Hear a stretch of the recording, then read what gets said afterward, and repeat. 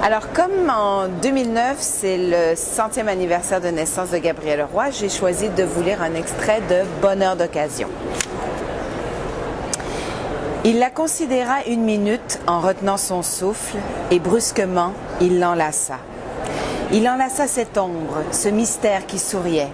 Il attirait à lui le pâle sourire de Florentine, sa faiblesse, sa crédulité, ses yeux profonds dans le noir. Ses lèvres se posèrent sur les joues de Florentine. Elles cherchèrent la forme, la chaleur de la bouche. Et le vent autour d'eux tourbillonnait, et la neige glissait entre leurs visages rapprochés, s'y fondait et courait entre leurs lèvres en minces gouttelettes. Florentine coulait dans ses bras. Il eut l'impression qu'il ne tenait plus qu'un paquet de vêtements, une chose inerte, douce et moite. Il l'enserra plus étroitement, et alors, sous le manteau léger, il sentit la maigreur des épaules.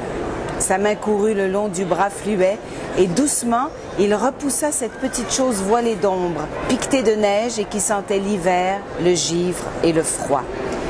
Elle restait devant lui les yeux clos. Alors il se pencha et appuya ses lèvres sur chacune des paupières fermées.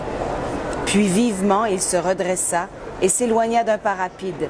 Il avait presque envie de siffler. Et Florentine, dans un grand tourbillon qui la soulevait, l'entraînait, songeait « Il m'a embrassée sur les yeux ».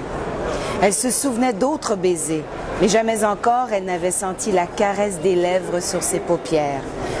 Tâtonnant dans le vide comme une aveugle, elle gagna le seuil de sa maison. Dans la petite salle éclairée d'un mince filet tremblant qui venait de la rue, elle commença tout de suite à se dévêtir, s'efforçant de ne faire aucun bruit qui pût réveiller la maisonnée, attentive au bourdonnement de son cœur, craignant surtout de rompre le souvenir qui la tenait. Il m'a embrassée sur les yeux.